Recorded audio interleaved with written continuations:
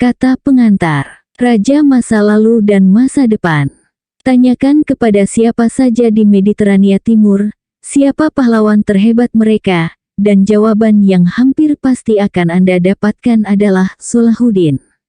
Di seluruh Eropa dan Amerika, jika Anda menanyakan seorang pahlawan Arab, jawabannya, setelah berpikir sejenak, mungkin akan sama. 1 dari sejuta orang barangkali akan mengatakan bahwa sebenarnya dia bukanlah orang Arab tetapi orang Kurdi. Tapi Anda mengerti maksudnya. Orang-orang Kurdi, Arab, Iran, Turki, Afrika Utara, Yahudi, dan Eropa, dari semua bangsa, dan banyak orang Amerika berdarah Timur Tengah, menganggap Salahuddin sebagai salah satu pemimpin terhebat sepanjang masa, dengan kebajikan yang menyamai prestasinya. Hingga tingkat tertentu, sejarah mendukung mereka. Namun, ada lebih banyak hal yang bermain daripada sekadar sejarah. Salahuddin adalah pahlawan fantasi sekaligus pahlawan nyata. Dia merupakan perwujudan impian dan keinginan, layaknya Arthur, meski dengan sedikit lebih baik karena lebih banyak hal yang diketahui tentang sosoknya. Ambil saja salah satu tema dalam kisah hidupnya, yang seperti alur cerita film orang baik versus orang jahat. Tentu saja Salahuddin sendiri adalah baiknya. Lawannya adalah sosok durjana dengan kejahatan yang begitu paripurna sehingga terlihat seperti sebuah karikatur. Namanya Reynald. Dia datang ke tanah suci demi ketenaran dan kekayaan, yang dia dapatkan dengan melakukan hal-hal bejat. Dia memikat hati seorang putri dan menguasai kotanya. Dia menguras uang seorang wali gereja dengan menyiksanya dan membiarkannya telanjang di bawah terik matahari untuk menjadi makanan serangga. Dia menggunakan uang itu untuk menyerang dan memporak-porandakan sebuah pulau nan indah dan damai. Masa kurungan singkat di penjara bahkan membuatnya semakin fanatik, serakah, dan haus darah. Saat Salahuddin datang menghadapinya, Reynald adalah seorang penguasa muram di benteng tentara salib paling suram. Dia tidak mengindahkan gencatan senjata dan menghina mereka yang mengajukan protes.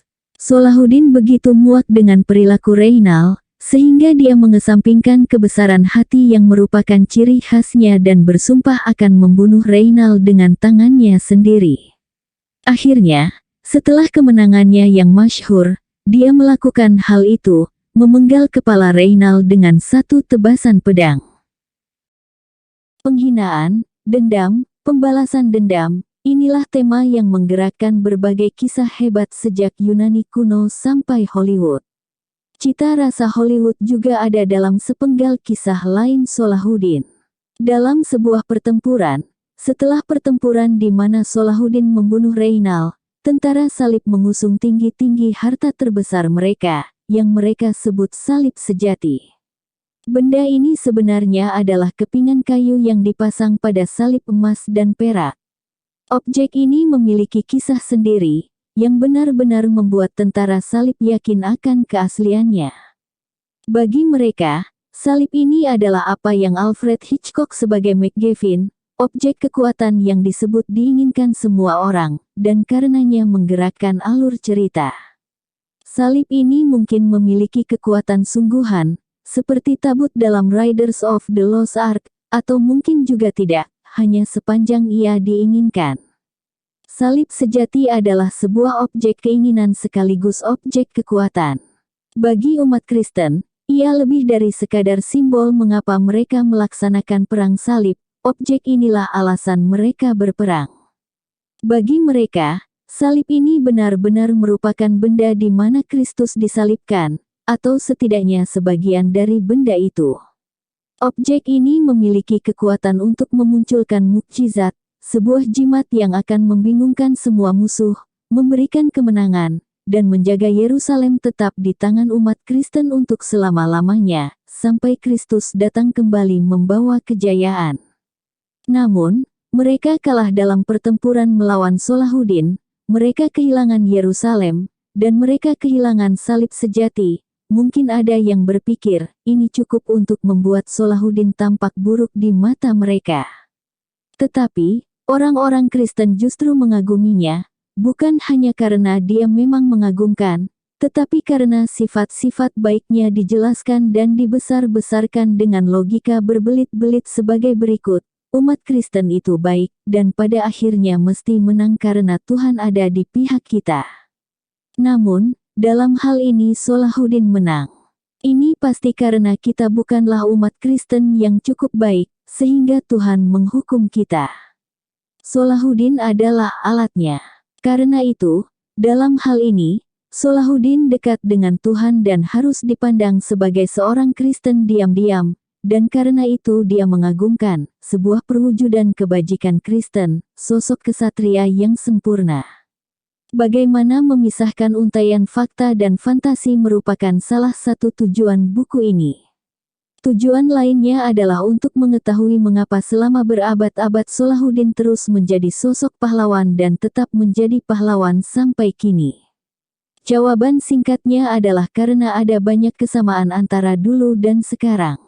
Sekarang, seperti dulu, dunia Islam terbelah karena perpecahan besar Sunni Syiah. Sekarang, seperti dulu, berbagai aliran berkembang biak.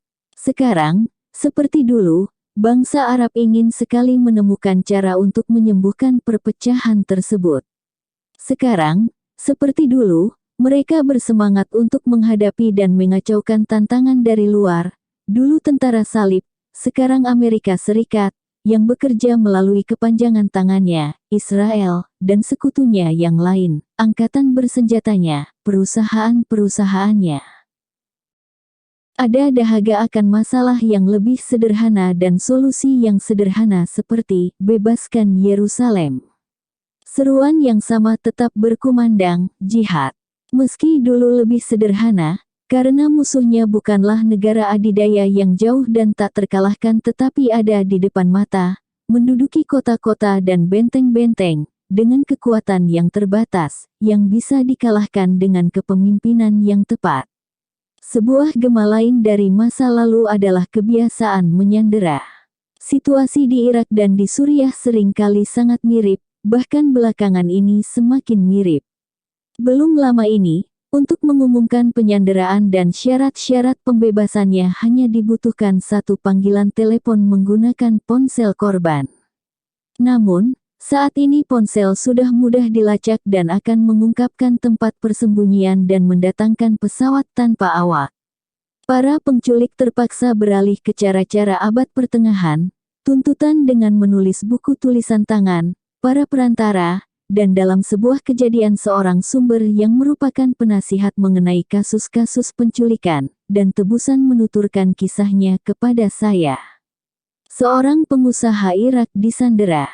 Tak lama setelah itu, keluarganya menerima sebuah peti besar. Peti itu berisi sekawanan burung merpati, disertai perintah, rekatkan $100 pada kaki masing-masing merpati, lalu lepaskan burung-burung itu. Saat merpati terakhir dilepaskan, tawanan pun dibebaskan. Pemimpin muslim manapun pada abad ke-12 pasti memahami hal ini, karena merpati pos setara dengan server email, yang dalam hitungan jam akan menghubungkan teman dan musuh, bahkan yang paling jauh sekalipun. Hari ini, seperti dulu, titik fokus utamanya adalah Damaskus, kampung halaman Asad dan Salahuddin. Hari ini, faksi-faksi yang bertikai membuat sekadar membayangkan sebuah solusi pun menjadi tidak mungkin. Pada masa Salahuddin, masalahnya sama. Meskipun dia telah mengusir semua tentara salib Kristen, perpecahan umat Islam akan tetap ada. Perbedaan mendasar antara dulu dan sekarang adalah soal kepemimpinan. Salahuddin sosok yang jenius, mampu memfokuskan energi Islam pada tugas persatuan dan jihad. Dialah sosok terbaik yang dapat diharapkan umat, dan suri tauladan bagi setiap pemimpin yang bekerja untuk hari esok yang lebih baik.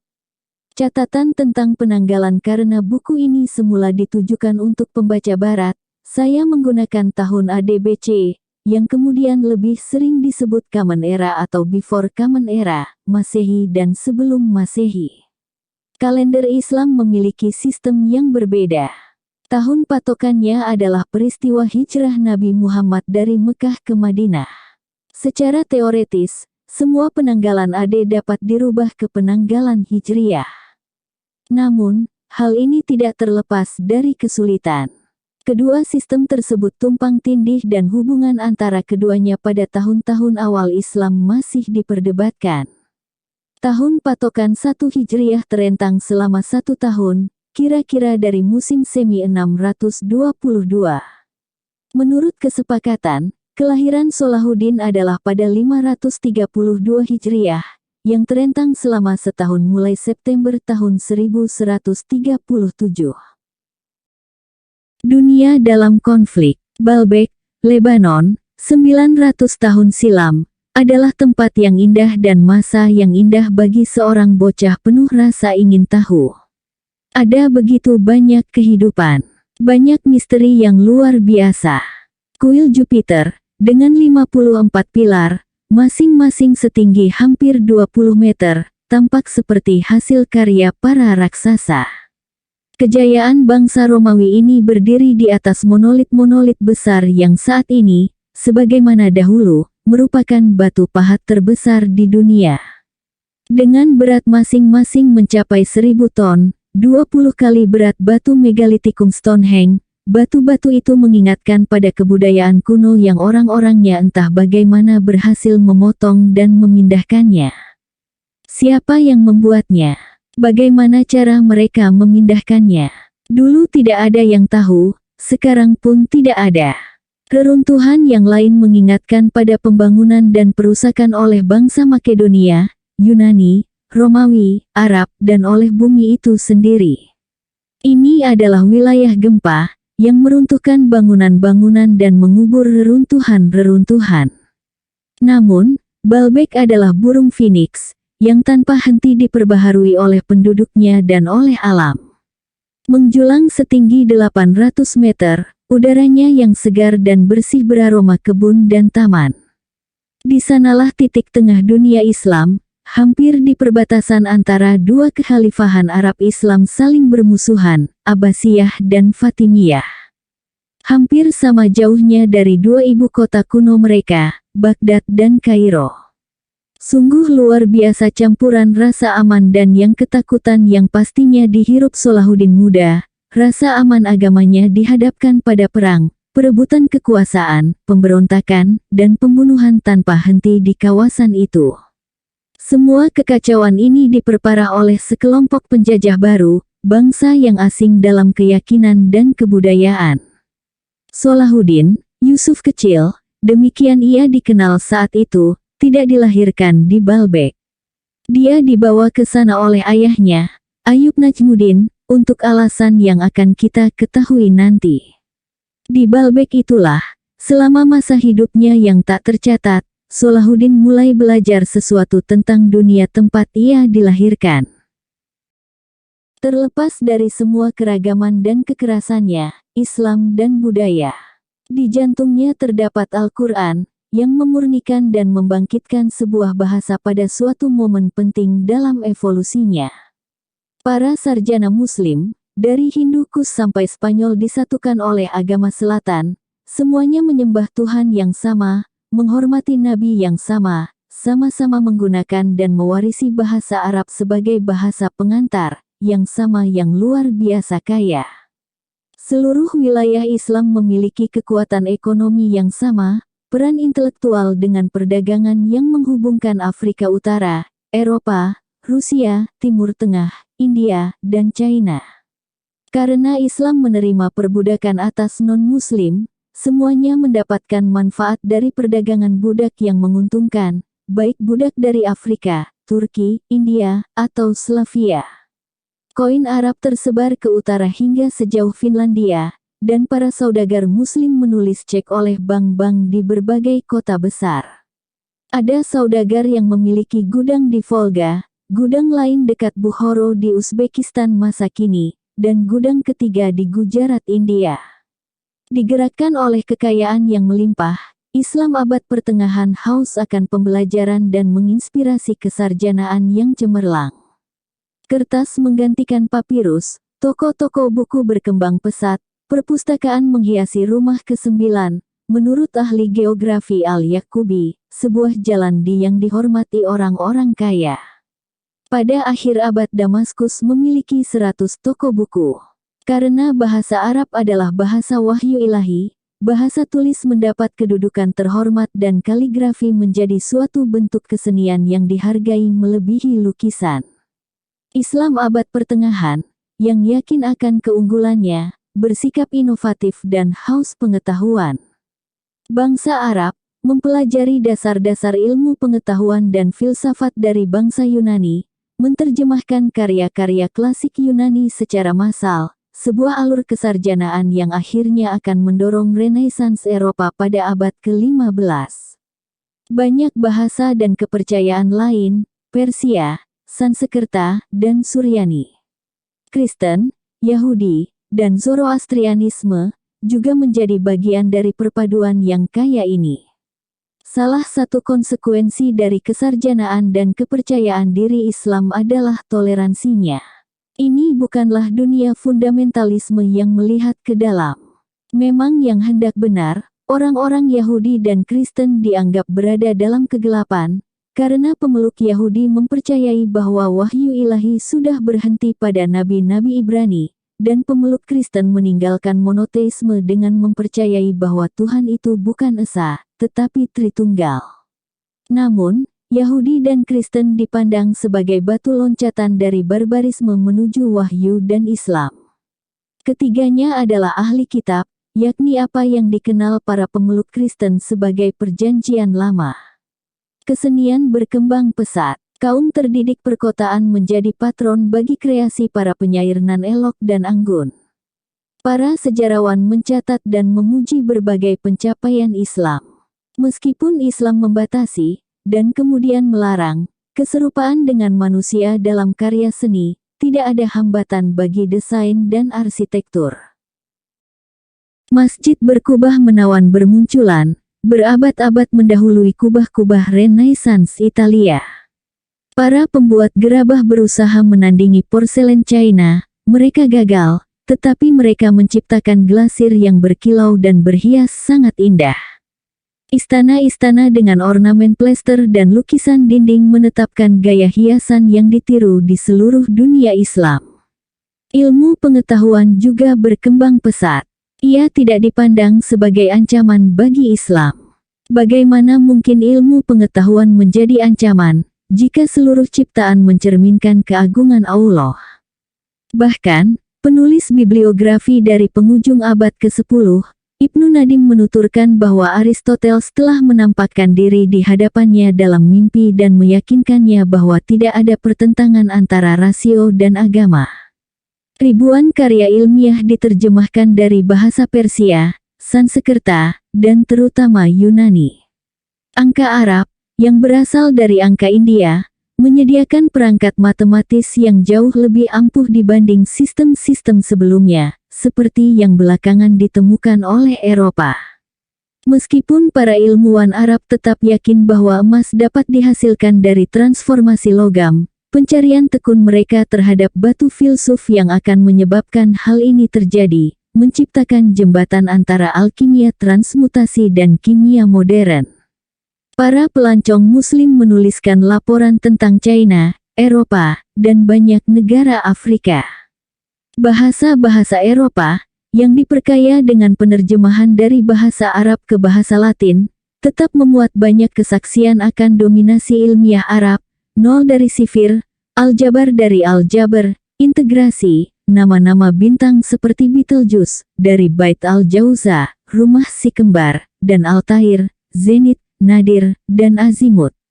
Di antara pusat-pusat peradaban besar, Baghdad adalah yang terbesar. Dengan akar dalam kekayaan Persia kuno, kota ini menjadi magnet bagi para pedagang, sarjana, dan seniman dari tempat-tempat hingga sejauh Spanyol dan India Utara.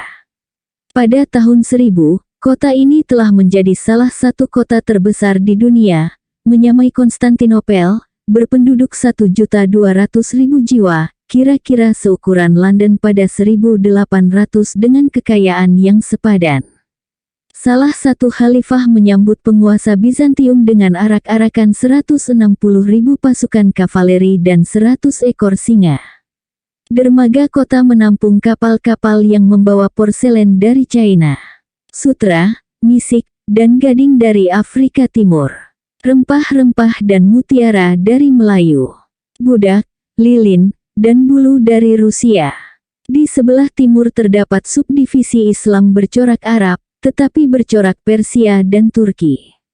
Pusatnya adalah kota oasis kuno Samarkand, Bukhara, Merv, yang tidak dan Gurgan, kemudian menjadi Urgench. Semuanya merupakan padanan yang layak bagi Baghdad meskipun lebih kecil.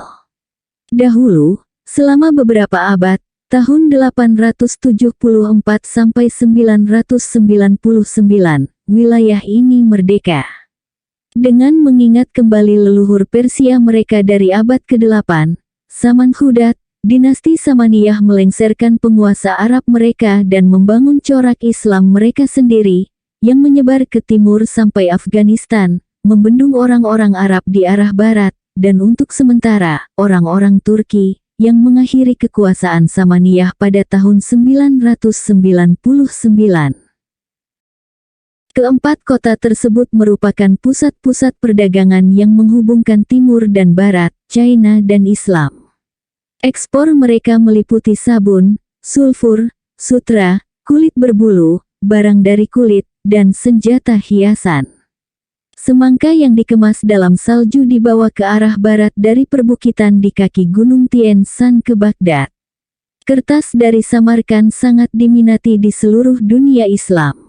Kafilah-kafilah seukuran pasukan kecil, berjumlah 5.000 orang dan 3.000 kuda dan unta, hilir mudik ke Eropa Timur, memperdagangkan sutra, mangkuk tembaga, dan perhiasan ditukar dengan bulu, batu ambar, dan kulit domba. Dari China datang tembikar dan rempah-rempah, untuk ditukar dengan kaca dan kuda, yang tidak pernah cukup bagi China. Bukhara, ibu kota Samaniyah lama, dengan populasi 300.000 jiwa, hampir menyaingi Baghdad. Para sarjana dan penyairnya, yang menulis dalam bahasa Arab dan Persia, menyebutnya dengan julukan Kubah Islam di Timur. Perpustakaan kerajaannya, dengan 45.000 jilid buku, memiliki deretan bilik, masing-masing dikhususkan untuk disiplin ilmu tertentu. Dalam penuturan seorang penyusun antologi dari abad ke-11, As-Sa'labi, tempat itu adalah pusat kemegahan, tempat suci kerajaan, tempat bertemunya para cendekiawan paling unik pada zamannya. Mungkin yang terhebat di antara yang hebat adalah sang filsuf, Dr. Ibnu Sina, yang dikenal di Eropa dengan versi Spanyol namanya, Avicenna, tahun 980 sampai 1037, yang melahirkan lebih dari 200 buku. Yang paling terkenal adalah ensiklopedia kedokterannya, Al-Qanun fi at-Tibb, setelah diterjemahkan ke dalam bahasa Latin menjadi buku teks kedokteran unggulan di Eropa selama 5 abad. Jadi, secara teoretis, semuanya bersatu di bawah Allah, Nabi, dan wahyu ilahi yang diterimanya, yakni Al-Quran. Semuanya bersumpah setia kepada wakil Tuhan di bumi, Khalifah, sang yang kira-kira setara dengan Sri Paus dalam dunia Islam. Secara teoretis, pada praktiknya, Islam sudah terpecah belah hampir sejak awal. Perpecahan utamanya adalah perpecahan antara Sunni dan Syiah. Salah satu sumber doktrin Islam adalah sunnah, perbuatan dan ucapan Nabi dan para sahabat, sementara mereka yang termasuk dalam Syiah, kelompok Ali menyatakan bahwa otoritas itu berasal dari keturunan Muhammad melalui menantunya, Ali. Kaum Sunni, yang menganggap Al-Quran sebagai perantara antara Tuhan dan umat manusia, mendirikan kekhalifahan mereka mula-mula di Damaskus kemudian di Baghdad. Syiah menyatakan bahwa pemimpin mereka dalam sholat, sang imam, adalah perantara mereka dengan Allah. Meskipun salah satu cabang Syiah juga mendirikan kekhalifahan saingan di Kairo, sebuah perkembangan yang membutuhkan tinjauan lebih rinci dalam beberapa paragraf lagi. Syiah mengklaim bahwa dari keturunan Ali, seorang imam yang diangkat secara ilahiyah akan muncul sebagai Imam Mahdi, yang mendapatkan petunjuk. Karena tidak ada Mahdi yang nyata, Syiah percaya bahwa dia sedang disembunyikan oleh Tuhan. Gagasan tentang imam yang tersembunyi menjadi prinsip utama ajaran Syiah, yang mendorong munculnya banyak penyaru dan sebuah subsekte yang sangat ganjil, seperti yang akan kita bahas sebentar lagi. Pada tahun 1000, dunia Islam, yang diciptakan sebagai sebuah sungai kekhalifahan oleh bangsa Arab, telah terbelah menjadi sebuah delta dengan 5 anak sungai utama dan anak-anak sungai kecil yang tak terhitung jumlahnya. Perpecahan Sunni Syiah tetap menjadi perpecahan utama, yang semakin kacau dengan adanya berbagai dinasti, aliran, sub-aliran, pemberontakan, pertikaian suku, dan pertengkaran keluarga yang membentuk ulang berbagai perbatasan dari India sampai pegunungan Pyrenees. Sebuah peta selang waktu yang menggambarkan daerah ini akan bergolak seperti koloni sel di bawah mikroskop, berkembang biak, tumbuh, menyerap, dan menghilang. Ribuan orang tewas berjuang demi ortodoksi atau bitah tertentu, demi dinasti ini atau itu, demi khalifah, sultan, atau emir kecintaan mereka dan yang segera akan terlupakan. Sewaktu Salahuddin masih muda, perpecahan Syiah Sunni memiliki dimensi politik, berpusat di Kairo dan Baghdad. Masing-masing dengan khalifah mereka sendiri, masing-masing yakin akan kebenaran mereka sendiri, masing-masing bertekad untuk menghancurkan yang lain. Mesir dikuasai oleh kaum Syiah yang mengklaim garis B keturunan dari putri Nabi, Fatimah, dan suaminya, Ali. Baghdad oleh kaum Sunni yang merujuk pada paman Nabi, Abbas.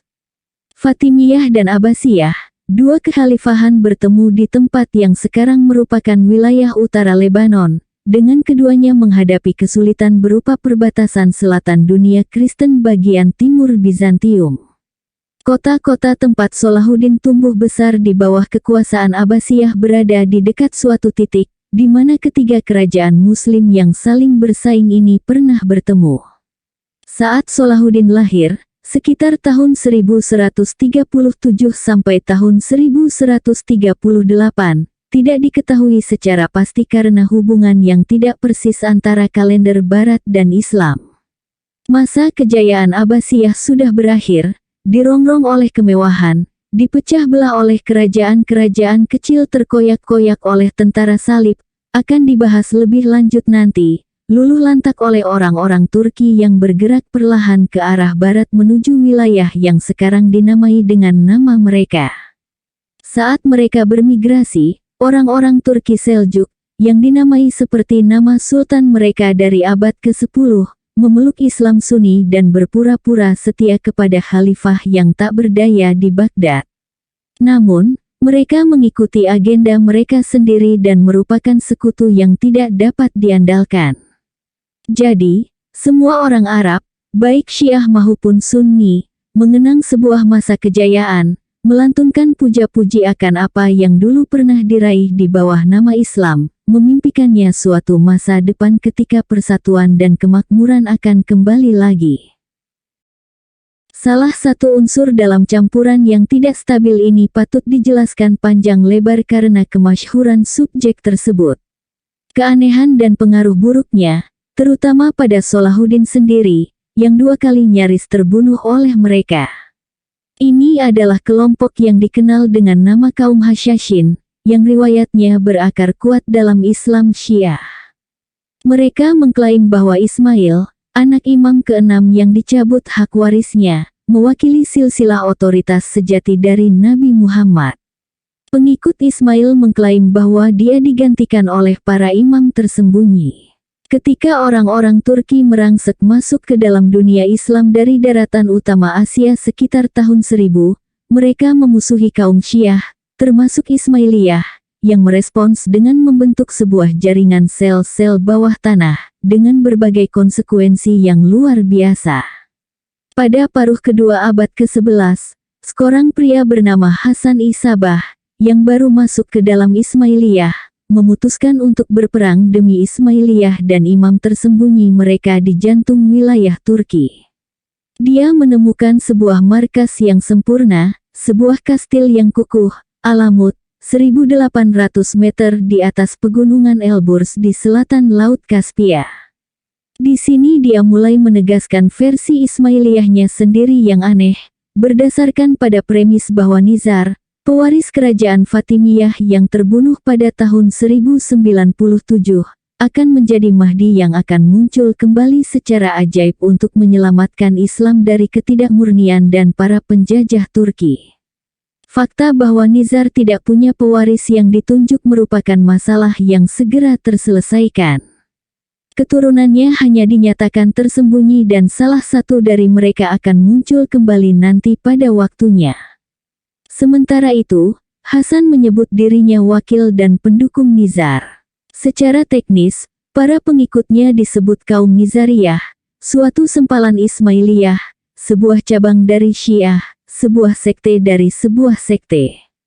Ajaran baru ini, demikian Hasan menyebutnya, sangat memikat bagi kaum miskin dan tak berpunya, yang senang mengabdikan diri mereka pada sebuah ajaran dengan ketaatan mutlak dan membabi buta. Hasan mengutus mereka per 1, 2, atau 3 orang untuk membunuh dengan pisau atau pedang siapapun orang Arab, Turki, Sultan, Amir, Imam, Wazir, atau jenderal yang menurutnya pantas mati, baik dari kalangan Sunni maupun Syiah. Inilah awal mula kaum Hashashin, dalam bahasa Inggris disebut assassins. Istilah ini membingungkan. Kata ini dalam bahasa Eropa, dengan berbagai ejaannya, berasal dari bahasa Arab Hashisi, candu India, dan cannabis sativa. Beberapa orang menyebut kaum Nizariyah sebagai Hashishiyah, atau padanannya dalam bahasa Persia, pengguna candu, dan istilah itulah yang diambil oleh tentara salib pada abad ke-12 saat mendengar tentang mereka di Suriah. Jadi, semua orang berasumsi bahwa itulah mereka. Candu menjadi obat rahasia pilihan mereka untuk membuat mereka santai sebelum diutus menikam pejabat tinggi tertentu dan mungkin menemui ajal mereka sendiri. Pada awal abad ke-19, ini sudah menjadi pandangan umum, dan masih banyak diyakini saat ini. Namun sebenarnya tidak begitu. Candu sudah dikenal luas, bukan rahasia kaum Nizariyah. Dan tidak ada sumber Nizariyah yang menyebutkannya. Lebih mungkin, istilah itu merupakan penghinaan yang disematkan pada kelompok yang dibenci dan ditakuti ini. Kastil-kastil lain yang berada di puncak bukit jatuh ke tangan Hasan, memberinya basis kekuatan yang tidak dapat ditembus untuk meluncurkan kampanye jahatnya melawan siapapun yang dia anggap menghalangi jalannya. Dia tidak pernah meninggalkan Alamut, di sanalah selama 35 tahun dia memberi perintah, menginspirasi, dan mengorganisasi pengikutnya, yang seperti pelaku bom bunuh diri masa kini, menyambut kematian sebagai syahid karena meyakini bahwa mereka akan diganjar dengan kehidupan akhirat di surga. Para penguasa di mana-mana hidup dalam ketakutan. Mereka mengenakan baju besi di balik jubah mereka, terus mengunci diri di dalam ruangan memerintahkan perlindungan khusus, tidak berani mengutuk, namun tetap diam dalam kepanikan. Teror melahirkan teror balasan, dengan gema lain dari dunia modern, tuduhan acak, penangkapan, pemenjaraan, dan kematian dalam tahanan. Tidak ada yang berhasil. Alamut tetap tak tertembus, sementara ideologi kaum Hasyakin menjadi semakin eksentrik, dan akhirnya menyatakan diri mereka bebas dari semua aturan selain aturan mereka sendiri. Tentu saja, kaum muslim arus utama menyaksikan semua ini dengan kengerian, dan mengutuk kaum Hasyashin sebagai golongan sesat. Namun, kaum Hasyashin lebih dari sekadar bermuka dua, menyebarkan kekerasan, dan sesat. Bagaimanapun juga mereka menegaskan bahwa apa yang mereka yakini adalah kebenaran tentang kehendak Tuhan. Kebenaran selalu bisa berhasil dengan bantuan ekstra, dalam bentuk akal dan ilmu pengetahuan. Yang mengejutkan, imam-imam Ismailiyah adalah para pecinta ilmu pengetahuan objektif maupun esoterik. Mereka membangun sebuah perpustakaan yang terkenal. Para sarjana disambut di sana, salah satunya adalah astronom dan teolog ternama, Nasiruddin Tusi, yang tinggal di Alamut selama bertahun-tahun. Alamut bukan satu-satunya basis mereka. Mereka telah menyebar, seperti sejenis kanker. Tak lama setelah Hasan merebut Alamut, para agennya mulai menyebarkan kabar itu di Suriah. Sejak tahun 1103, kaum Hasyashin yang berbasis di Persia memiliki cabang di Arab, sebuah daerah yang berpusat di sebuah kastil yang hampir sekuku Alamut Masyaf, di Suriah, 45 km dari Mediterania. Dari sini, mereka mengirim para agen untuk membunuh orang-orang Turki, tentara salib, yang sesekali bekerja sama dengan mereka, dan pemimpin Muslim manapun, Sunni atau Syiah, yang menyinggung perasaan mereka. Pemimpin mereka yang paling menggentarkan, Rashiduddin Sinan, dikenal oleh tentara salib sebagai si tua dari gunung, karena dia bermarkas di pegunungan. Baik bagi Sunni maupun Syiah, Sinan sama kejamnya dengan Hasan. Dalam penuturan seorang pelancong dan penyair dari Spanyol, Ibnu Jubair, dia memimpin sebuah aliran yang menyimpang dari Islam dan menempatkan sifat ilahiyah dalam diri seorang manusia. Nabinya adalah iblis yang menyamar bernama Sinan, yang menyesatkan mereka dengan kepalsuan dan khayalan yang diperindah agar mereka mau bertindak. Dia menyihir mereka dengan ilmu hitam, sehingga mereka menganggapnya sebagai Tuhan dan menyembahnya. Kemudian, istilah tersebut diterapkan secara longgar untuk setiap pemimpin kaum Hasyashin. Pada tahun 1256, satu abad setelah kematian Salahuddin, kaum Hasyashin dihancurkan oleh momok Islam berikutnya dan yang terbesar, bangsa Mongol. Pada tahun 1273, kaum Hasyashin Suriah ditaklukkan oleh Sultan Mesir, Baybars, dan itulah akhir kaum Hasyashin yang sesungguhnya, meskipun kaum Nizariyah tetap bertahan, dan hari ini berkembang di bawah imam mereka, Aga Khan. Pada tahun 1096, hanya 40 tahun sebelum kelahiran Salahuddin, masuklah sebuah unsur asing dan baru ke dalam dunia yang bersatu sekaligus terpecah belah ini, yakni tentara salib. Salahuddin pastinya tidak tahu, karena tidak ada seorang muslim pun yang mungkin tahu, tentang benih awal atau mengapa mereka datang ke negeri yang begitu kaya. Mereka dikirim oleh Sri Paus pada tahun 1095. Urbanus II semestinya adalah kepala sebuah negara super, dunia Kristen, yang secara teoretis meliputi sebagian besar Eropa dan juga apa yang disebut sebagai Kekaisaran Timur Romawi di Konstantinopel, yang oleh pendirinya, Konstantinus, dijadikan sebagai penerus Kekaisaran Romawi. Namun, Urbanus menghadapi berbagai masalah berat. Pertama, dia baru saja menerima permohonan bantuan dari Konstantinopel. Orang-orang Turki Seljuk Tengah bergerak maju ke dunia Islam dan, 17 tahun sebelumnya, telah merebut kota Nisea yang dimuliakan, di Anatolia, sekarang bagian timur Turki, yang terkenal sebagai pusat Kristen selama hampir 800 tahun, sejak Konsili Agung tahun 325 yang meresmikan apa yang semestinya diimani umat Kristen dengan mengucapkan ajaran-ajaran dalam Kredo Nisea. Nisea yang pernah menjadi simbol kesatuan Kristen, hanya berjarak 70 km dari Konstantinopel. Jadi, kaum barbar yang menyerbu masuk melewati tembok-tembok Romawi nan kukuh yang melindungi kota itu sudah berada di dalam tembok pertahanan luar dunia Kristen. Kedua, dunia Kristen sama sekali tidak bersatu, tetapi terbagi antara Roma dan Konstantinopel, yang bertikai perihal sebuah doktrin yang terdengar aneh bagi orang-orang non-Kristen, karena Allah adalah Tritunggal, Bapa, Putra, dan Roh Kudus. Apakah Roh Kudus bermula dari Bapa, sebagaimana dinyatakan Ortodoks Timur, atau dari Bapa dan Putra, sebagaimana diklaim Roma? Apa yang disebut klausul Filioque dan Putra, telah menjadi bagian dari kredo Barat sejak 1020. Ini mungkin aneh, tetapi begitu mendasar sehingga paus dan patriark tidak pernah bisa, dan tidak pernah berbaikan. Ketiga, halaman belakang Sri Paus sendiri, Eropa Barat, sedang mengalami kekacauan, terutama di Prancis. Sri Paus bersaing dengan kaisar, baron melawan baron, orang kebanyakan menderita. Jalan keluar Urbanus adalah solusi yang digunakan oleh banyak pemimpin yang berusaha menyatukan rakyat yang susah diatur, perang dengan pihak luar dan perjuangan yang tampak mulia.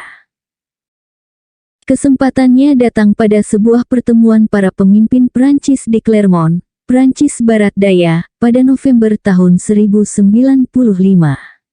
Hendaklah mereka yang telah terbiasa secara tidak adil mengobarkan perang pribadi melawan orang-orang beriman, sekarang pergi melawan orang-orang kafir, katanya kepada kerumunan 300 uskup, kesatria, dan orang-orang awam.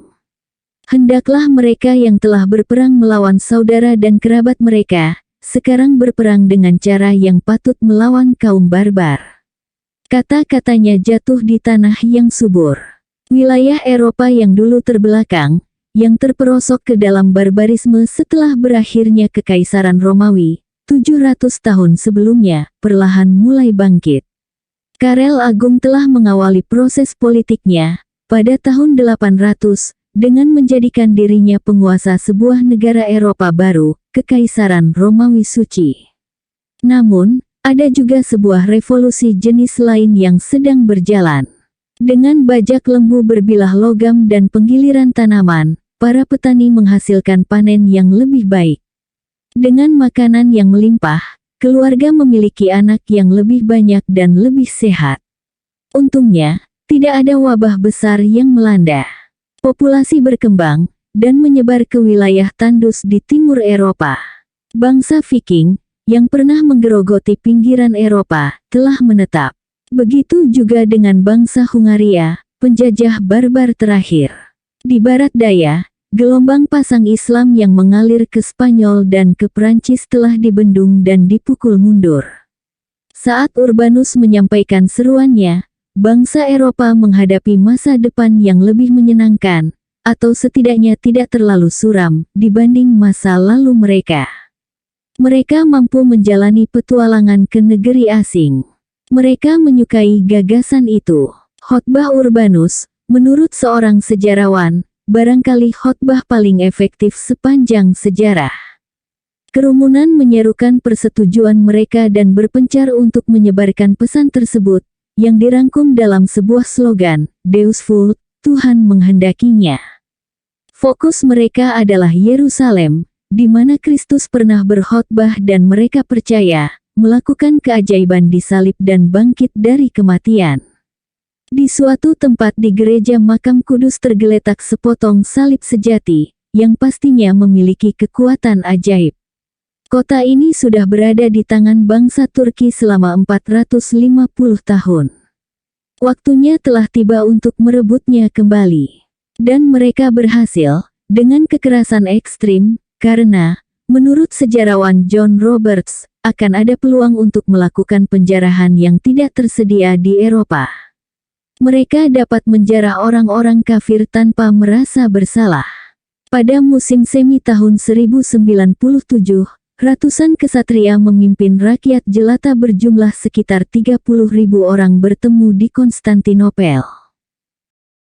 Mereka sebagian besar adalah orang Prancis, atau orang Frank. Demikian dulu mereka dikenal orang-orang Muslim menyebut mereka Fran, meski hanya ada sedikit rasa kebangsaan untuk menyatukan orang-orang Norman, Provencal, Angevin, dan Fleming. Meskipun di sana-sini ada orang-orang Italia dan Hungaria, Frank menjadi istilah perangkum untuk tentara salib. Satu-satunya yang jadi tujuan perang tidaklah jelas, merebut tanah suci, mengkristenkan orang kafir, merebut Yerusalem. Lalu, tidak ada yang tahu. Sedikit pemimpin yang bermoral tinggi, beberapa melihat kesempatan untuk merebut wilayah, banyak yang berjiwa romantis dan petualang, dan yang paling banyak tidak lebih dari petani kasar yang dengan senang hati melarikan diri dari kehidupan yang keras atau para bajingan yang bersemangat ingin menjarah. Namun, Semuanya boleh mengaku bermoral tinggi, memperlihatkan salib sebagai simbol Kristen. Inilah yang kemudian disebut Perang Salib Pertama, perang pertama dari 8 ekspedisi ke Tanah Suci selama 2 abad berikutnya. Kebanyakan gagal, ada yang berujung bencana, tetapi yang pertama ini memang mencapai tujuannya, sehingga kadang-kadang disebut sukses, jika agresi yang ekstrim dan tak beralasan dapat disebut demikian. Berikutnya, perebutan kembali ibu kota baru bangsa Turki, Nisea, sekarang sebuah kota kecil bernama Iznik. Pengepungan kota ini melibatkan sebuah aspek perang yang segera akan memiliki arti penting bagi Salahuddin. Tentara salib tidak cukup kuat untuk menaklukkan tembok raksasa kota Nisea, atau merobohkan pintu gerbangnya. Kaisar Bizantium, Alexios Komnenos, mengetahui hal ini, karena dia sudah melihat pasukan salib dan mengenal tembok tersebut. Kelilingnya 5 km, tingginya 10 meter, dengan 100 menara. Tentu saja akan luar biasa jika kota itu dapat direbut kembali untuk umat Kristen dan mendorong mundur perbatasan Turki dan Islam. Namun, bagaimana cara melakukannya tanpa secara sia-sia membenturkan tentara dengan tembok kota? Yang dibutuhkan tentara salib adalah artileri berat. Kebetulan sang kaisar adalah seorang pemimpin militer hebat, berusia 43 tahun, tengah di puncak kekuasaannya, dan sangat ingin merebut kembali daerah perbatasan, di Turki sekarang, yang pernah direbut oleh orang-orang Turki Seljuk. Perang seringkali menjadi keniscayaan yang melahirkan penemuan, dan dalam hal ini Alexios adalah sang penemu. Seperti semua orang, dia tahu tentang artileri berat dalam bentuk katapel perang, mesin yang dapat melontarkan batu dengan jarak yang mengagumkan.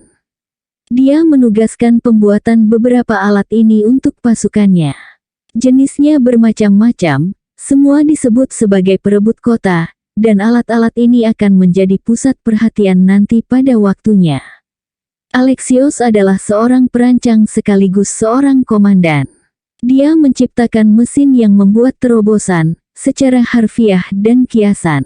Putrinya, Anna, menulis tentang mesin-mesin perebut kota, buatannya serta dampaknya dalam pengepungan Nisea. Sebagian besar dari mesin-mesin itu tidaklah ketinggalan zaman menurut desain konvensional untuk mesin sejenis, tetapi mengikuti gagasan yang dirumuskannya sendiri dan mencengangkan semua orang.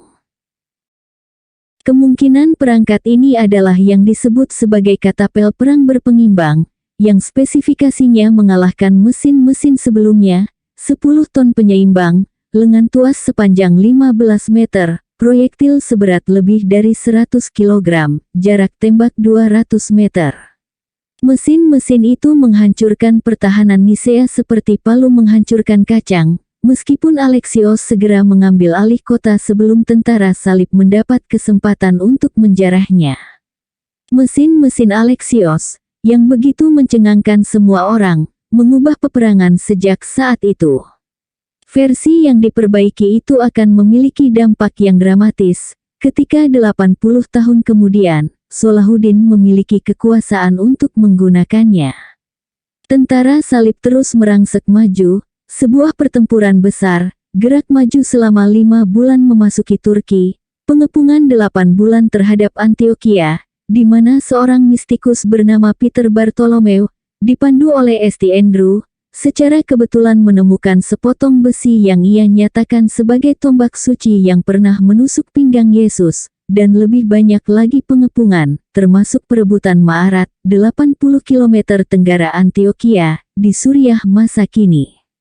Saat itu musim dingin, akhir tahun 1098, persediaan makanan menipis, sehingga, menurut seorang penulis sejarah, tentara Prancis merebus orang-orang kafir dewasa dalam panci masak. Mereka menusuk anak-anak dengan kayu pemanggang dan memakannya setelah dipanggang. Dilebih-lebihkan, jika sumbernya dari Arab, mungkin saja demikian. Tetapi yang bicara adalah seorang dari bangsa Frank, Ralph dari Surcaen. Penulis sejarah lain dari Prancis, Albert dari Aix, membenarkannya. pasukan kami bukan hanya tidak segan-segan memakan mayat orang-orang Turki dan Saracen, mereka juga memakan anjing. Apa yang bisa dilakukan orang-orang Muslim? Tidak banyak. Tidak ada harapan akan respons yang padu, baik dari Islam secara keseluruhan maupun dari para pangeran lokal. Setiap pemimpin, Sunni atau Syiah, bertanya-tanya apakah para pendatang baru itu mungkin berguna untuk melawan saingan Muslim mereka. Setiap kota berdiri sendiri, dan satu-satunya cara untuk bertahan hidup adalah dengan melarikan diri atau menjilat, cium tangan manapun yang tidak dapat kau patahkan, kata sebuah pepatah populer. Para delegasi datang membawa berbagai hadiah berupa emas, perhiasan, dan kuda, berharap untuk menyuap bangsa Fran, baik agar mereka menjadi sekutu atau agar mereka pergi dengan damai. Demikianlah orang-orang Frank merangsek maju, hampir tanpa perlawanan, menuju tembok kota Yerusalem, yang mereka serang selama 1 bulan dengan 2 menara pengepungan dan 14 katapel pelontar batu. Pada pertengahan Juli tahun 1099, mereka menaklukkan kota itu, dengan konsekuensi yang mengerikan bagi tempat yang diklaim mereka hormati. Dalam banjir xenofobia dan keserakahan, semuanya menderita, orang-orang Muslim, Yahudi, Kristen Ortodoks. Tentara salib menjarah kubah batu, kadang secara keliru disebut Masjid Umar, penerus kedua Nabi. Mereka mengusir dari makam suci semua orang Kristen Timur, Yunani, Georgia, Armenia, Koptik, dan Suriah, yang telah berbagi tempat itu selama berabad-abad.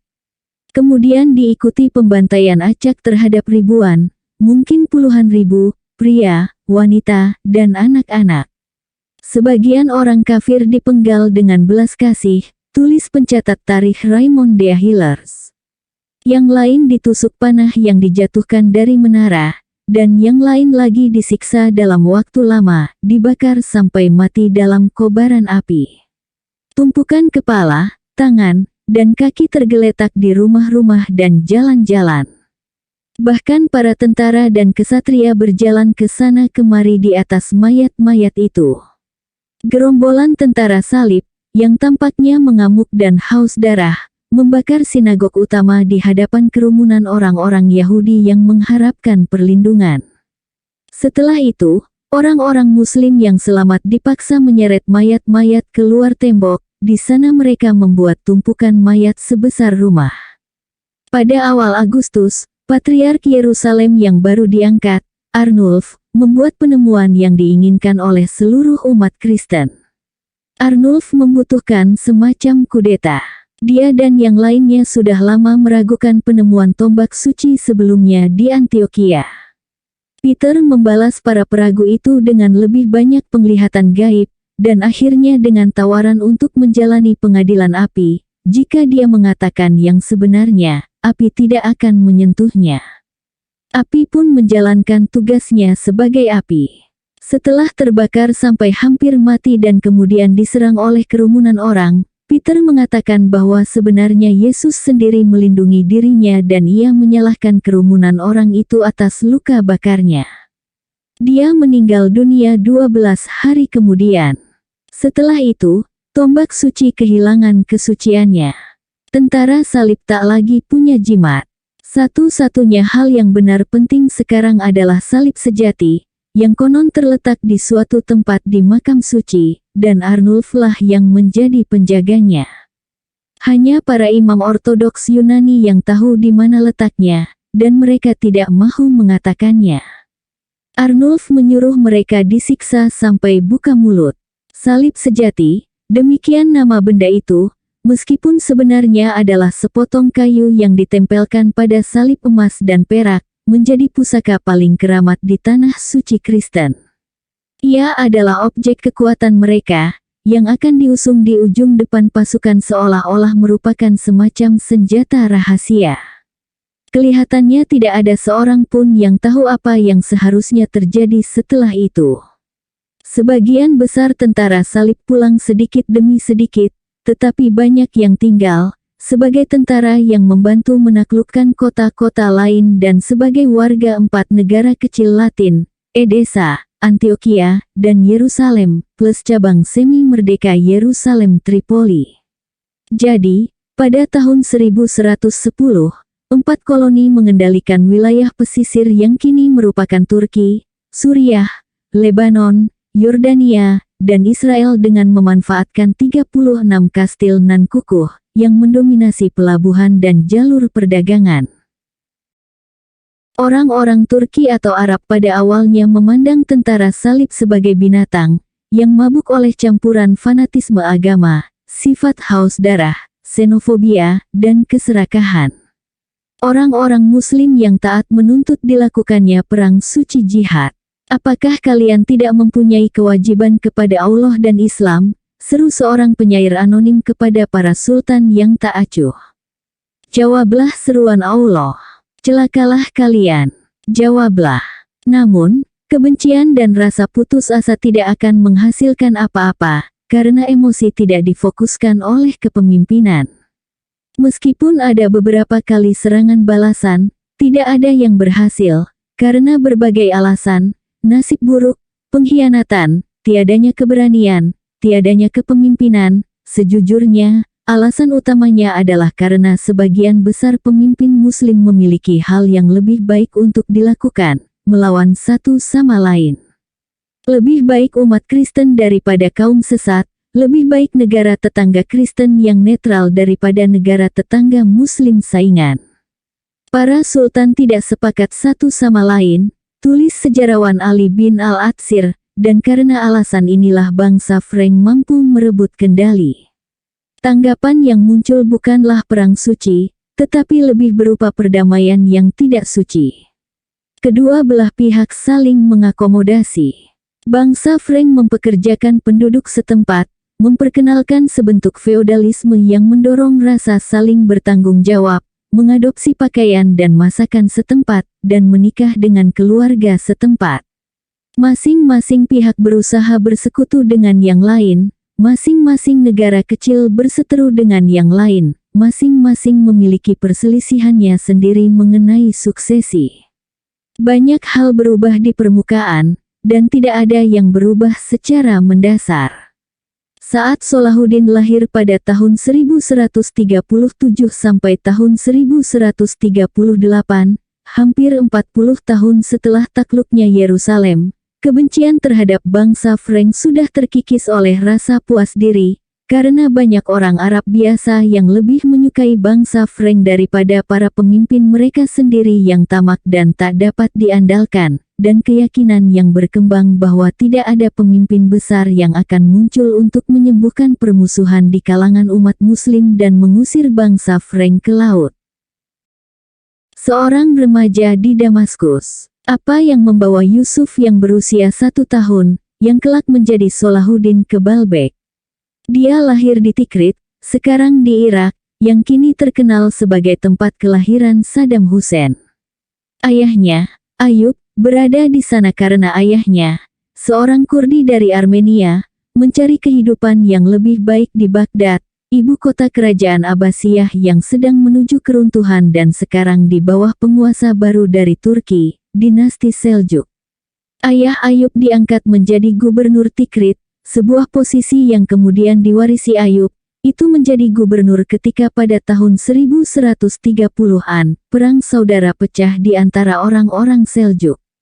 Salah satu pelakunya adalah seorang Turki berjanggut kasar, pemabuk berat, brutal, dan tidak keruan bernama Imaduddin Zangi, yang sudah menjabat sebagai gubernur Aleppo dan Mosul, sekarang Irak Utara dan Suriah Utara, pada masa sebelumnya yang lebih stabil.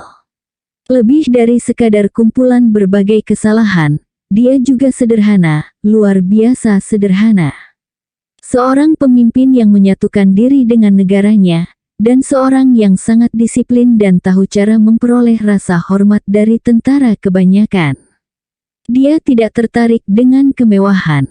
Saat tiba di suatu kota, dia akan menganggap remeh istananya dan tidur di tenda di luar tembok kota. Tidak heran seorang penulis tarikh, Al-Atsir, mengabaikan kesalahan-kesalahannya dan menyebutnya sebagai karunia ilahi kepada umat Islam. Dia akan menjadi mata rantai penting dalam rangkaian peristiwa yang mengarah pada kemunculan Salahuddin. Karakter tidak selalu merupakan takdir, tetapi begitulah untuk kasus Zangi dan Ayub. Pada 1132, Zangi kalah dalam pertempuran di dekat Tikrit. Zangi terluka dan butuh bantuan untuk kembali ke basis kekuatannya di Aleppo. Ayub bisa saja tetap setia pada para tuannya di Baghdad dan menyerahkan Zangi.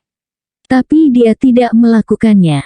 Mungkin karena kemurahan hati yang merupakan sifat bawaannya atau mungkin karena wawasan politik tertentu yang membimbingnya, karena dia, dalam kata-kata penulis tarikh Bahauddin bin Syadad, adalah seorang pria terhormat, murah hati, dan baik. Bagaimanapun, dia merawat luka-luka Zangi dan membawa dia beserta pasukannya ke tempat aman di seberang sungai Tigris, sehingga dia bisa memulihkan kekuatan di Aleppo. Kita masih perlu tahu mengapa Ayub meninggalkan Tikrit. Ayub memiliki saudara bernama Syirkuh, Asaduddin Syirkuh, seorang prajurit tangguh tetapi agak cepat marah, yang membunuh seorang pria dalam sebuah perkelahian. Sebagai sasaran kemarahan keluarga korban, dia harus melarikan diri secepatnya. Ayub mendukungnya dan mereka berdua melarikan diri bersama, beserta keluarga mereka. Menurut riwayat, mereka pergi pada malam kelahiran Salahuddin pada suatu hari tidak tercatat, pada 532 Hijriyah, September tahun 1137 atau September tahun 1138. Tahun berikutnya, bersama kedua bersaudara itu di sisinya, Zangi, yang ingin memperluas basis kekuatannya, menambah reruntuhan Baalbek dengan membombardir kota itu dengan 14 katapel raksasa. Dia berjanji akan mengampuni garnisun kota jika mereka menyerah, kemudian melanggar janjinya dengan menyalib 37 orang dari mereka. Namun, apapun kesalahannya, Zangi bukan orang yang lupa balas budi. Dia menjadikan Ayub sebagai gubernur kota itu dan Syirkuh sebagai perwira militer di Aleppo, di mana dia naik pangkat dengan pesat menjadi jenderal tertinggi Zangi. Sementara itu, bagaimana dengan ancaman asing baru, tentara salib? Zangi adalah satu-satunya pemimpin yang bersedia menghadapi mereka. Selama hampir 2 dekade, dia mendapatkan beberapa kemenangan kecil dan pada tahun 1144, satu kali kemenangan besar, dengan konsekuensi yang jauh melampaui dunia Islam. Edesa, sekarang Urfa di Turki, yang 10.000 penduduknya sebagian besar penganut Kristen Ortodoks Armenia, telah berada di tangan bangsa Frank selama setengah abad. Kota ini terletak di sebuah lembah yang curam, dengan tembok-temboknya berdiri di antara bukit-bukit. Penguasanya adalah Joskelin II, yang terkenal karena kejelekannya, pendek, dengan hidung besar dan mata melotot, dan kelemahannya dalam keterampilan militer.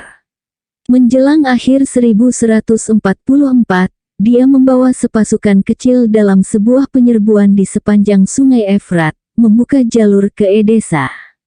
Zangi, yang ingin memperluas kerajaannya ke negeri Kristen, memanfaatkan hal ini dan memimpin pasukannya untuk mengepung kota. Karena satu-satunya penghuni adalah, sebagaimana digambarkan Uskup Suriah, Abul Faraj, pembuat sepatu, penenun, pedagang sutra, penjahit, dan pendeta, maka pejabat paling senior di kota ini adalah 3 orang uskup, seorang Frank, seorang Armenia, dan Abul Faraj sendiri. Zangi sangat ingin agar kota ini menyerah sebelum Joskelin kembali. Pasukannya mulai menggempur tembok kota. Setelah mengetahui situasi tersebut, Joskelin tidak berniat menghadapi kekuatan Zangi yang unggul sampai dia mendapat bantuan tambahan dari beberapa negara lainnya, Antioquia atau Yerusalem. Dalam beberapa surat, Zangi mengulangi pesannya kepada para uskup yang gentar tersebut, "Wahai orang-orang malang, kalian bisa melihat bahwa semua harapan sudah hilang. Apa yang kalian inginkan? Apa lagi yang masih dapat kalian harapkan? Kasihanilah diri kalian, kaum rumah kalian. Bertindaklah sekarang, agar kota kalian tidak dihancurkan dan dikosongkan dari penghuninya. Tidak ada bantuan yang datang untuk Joscelyn, ataupun darinya untuk kotanya. Pasukan pendobrak Zangi melanjutkan pekerjaan mereka, membongkar semua fondasi tembok utara dan menggantinya dengan banyak kayu yang disiram dengan lemak hewan, sulfur, dan nafta yang mudah terbakar. Api mulai berkobar, asap menyelimuti seisi kota, tembok itu pun runtuh, pasukan Turki berhamburan masuk melalui puing-puing dan mulai membantai. Lebih dari 5.000 orang meninggal dunia, kata Abul Faraj, meskipun semua angka harus dipandang sebagai perkiraan, dan seringkali dibesar-besarkan untuk memenuhi agenda penulisnya. Kaum perempuan dan anak-anak mengungsi ke benteng yang lebih tinggi, hanya untuk mendapati bahwa pintunya telah dipalang, karena si Uskup Frank sudah memerintahkan para penjaga agar membukanya hanya untuk dirinya secara langsung. Dalam kepanikan, banyak yang terinjak-injak sampai mati. Itu adalah pemandangan yang menyedihkan dan mengerikan. Sekitar 5.000 orang, mungkin lebih, meninggal dunia secara keji, terpelintir, tercekik, tergencet bersamaan dalam sekumpulan massa yang padat. Zangi turun langsung untuk menghentikan pembunuhan, dan mengirim pesan kepada Abul Faraj, menawarkan perdamaian untuk ditukar dengan kota itu. Kau tahu betul bahwa kota ini dulunya kota metropolis yang berkembang selama 200 tahun Arab menguasainya. Saat ini, bangsa Frank mendudukinya hanya selama 50 tahun, dan mereka sudah menghancurkannya. Tidak ada pilihan lain, dan Zangi bebas untuk memaksakan kehendaknya. Sementara orang-orang Suriah dan Armenia, diizinkan untuk kembali ke rumah-rumah mereka, para penduduk asli, semuanya diambil dari orang-orang Frank, emas, perak, vas suci, piala, piring, salib perhiasan, dan sejumlah besar permata. Para imam, bangsawan, dan tokoh dikumpulkan, jubah mereka dilucuti, dan dibawa dengan rantai ke Aleppo.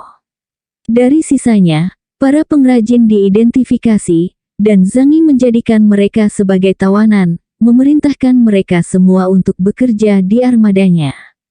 Semua orang Frank lainnya, sekitar 100 orang, dieksekusi. Kabar kemenangan itu menggemparkan dunia Arab, membuktikan bahwa musuh dapat dikalahkan, menginspirasi pembicaraan tentang penaklukan kembali Yerusalem.